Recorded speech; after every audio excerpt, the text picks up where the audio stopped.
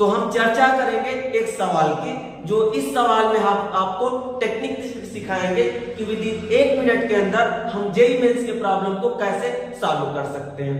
तो यहाँ पे हम लोग ले रहे हैं कि एक हॉलो स्फीयर है जो क्या कर रहा है, रोलिंग कर रहा है।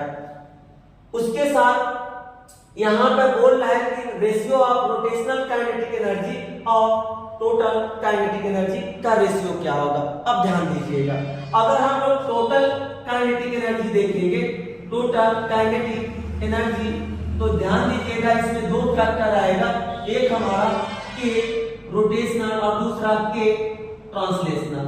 अब ध्यान दीजिए, जब भी रेशियो की बात करें आप कुछ पर भी विचार रखिए, ध्यान दीजिए कि रोटेशनल काइनेटिक एनर्जी में इनर्शिया फैक्टर आता है और इनर्शिया में जो कांस्टेंट है उसी पैरामीटर को आप लीजिए। कांस्टेंट इनर्शिया में फैक्टर क्या आता है, तो ये हमारा एक्चुअली हॉलो स्फीयर है और हॉलो स्फीयर में 2/3 कांस्टेंट फैक्टर आता है। और जबकि ट्रांसलेशनल में हमारा जो फैक्टर आता है वो कुछ नहीं आता है, तो हम लोग 1 मानेंगे, इतना मान सकते हैं आप। उसके साथ क्या करिए कि जो रोटेशनल काइनेटिक एनर्जी है के आर, यहाँ पर वही 2 फैक्टर आप पुनः अप्लाई करिए। आप इसको सॉल्व करेंगे तो कितना आ जाएगा, 5/3।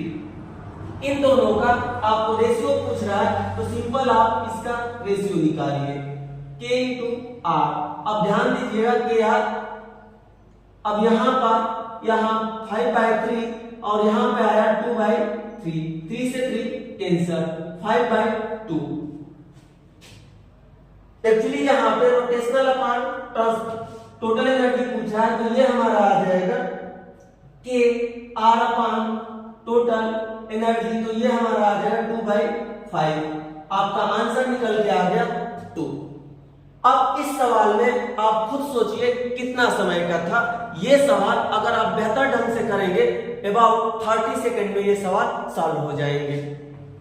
तो आप हमसे जुड़िए, अगर आप जेईई मेंस या नीट की या आईआईटी के की तैयारी करना चाहते हैं तो आप हमसे जुड़िए, हमारे चैनल को सब्सक्राइब करिए। यकीन मानिए कि आपको हर क्वेश्चन का जवाब विद इन 1 मिनट के अंदर मिलेगा।